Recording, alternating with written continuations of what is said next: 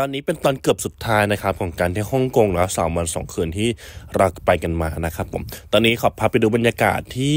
บริเวณข้างๆห้างโซโกเนาะที่ฮ่องกงละกันนะครับผมตอนกลางคืนวันศุกร์วันเสาร์เนี่ยเขาจะมีปิดถนนข้างๆห้างโซโกนี่แหละเรียกว่าโซโกนี่แหละเนาะซึ่งก็จะมีเนี่ยอย่างเงี้ยมีโชว์ร้องมีอะไรอย่างเงี้ยเนาะแต่ว่าเราเจอผู้ชายคนหนึ่งที่สเปคค่อนข้างดีเลยแล้วก็เป็นสเปคที่เราชอบมากนะครับผมก็เลยยืนฟังอยู่นานมากนะวันนี้ฝากเสียงเขามาฟังด้วยเนาะกลุ่มนี้เขาทำในชื่อของ City Echo HK นะครับผมเนาะเป็นกลุ่ม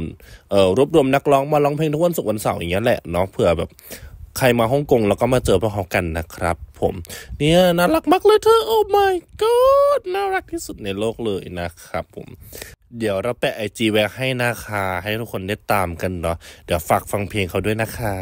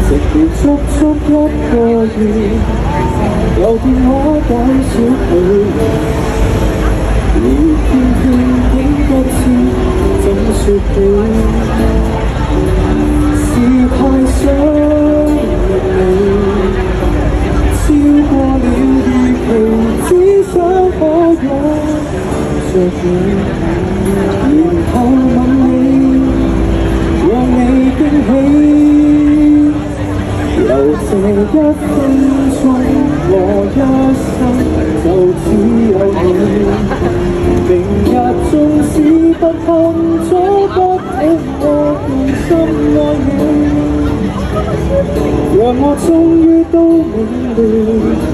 明白你比生死重要，連話語也沒法承載得起。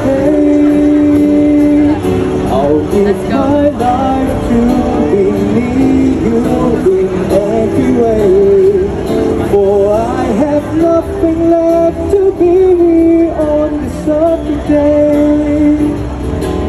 讓我終於不動搖，這改變跟你，原諒我卻試過傷